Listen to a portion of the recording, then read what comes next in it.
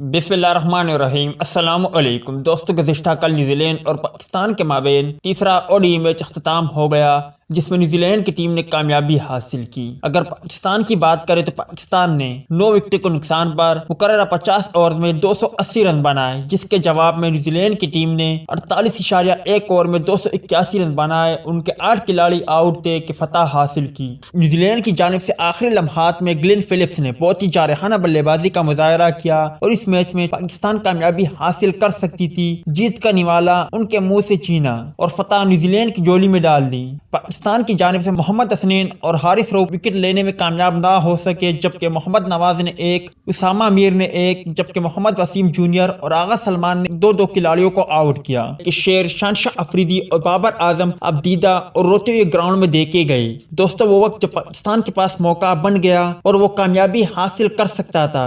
شائقین بھی پرجوش تھے، مگر پھر محمد رضوان کی وکٹ کیپنگ اور اس کے علاوہ پاکستانی فیلڈنگ، پھر جب میچ ہاتھ سے نکلنے لگا تو بابر اعظم کافی زیادہ ابدیدہ تھے، ساتھ ہی ساتھ شہنشاہ افریدی اور ان کے جو گراؤنڈ میں فین تھے وہ بھی ابدیدہ دیکھے گئے، جو کہ آپ اسکرین پر بھی دیکھ سکتے ہو۔ دوستو، آپ شہنشاہ افریدی، بابر اعظم اور پاکستانی کرکٹ فین کو دیکھیں گے تو آپ کو اندازہ ہو جائے گا کہ پاکستان کی ہار پر یہ کھلاڑی کتنے زیادہ ابدیدہ ہے، اور یوں سمجھ لے کہ رو رہے ہیں، جس پر شائقین کرکٹر طرح طرح کے تبصرے کر رہے ہیں اور کہہ رہے ہیں کہ اب یہ دن بھی دیکھنا پڑ رہا ہے کہ بابر اعظم، شہنشاہ افریدی کو میچ کے بعد ابدیدہ اور روتے دیکھا گیا۔ آپ اس پر کیا کہتے ہو؟ کمنٹ سیکشن میں لازمی طور پر بتائیں۔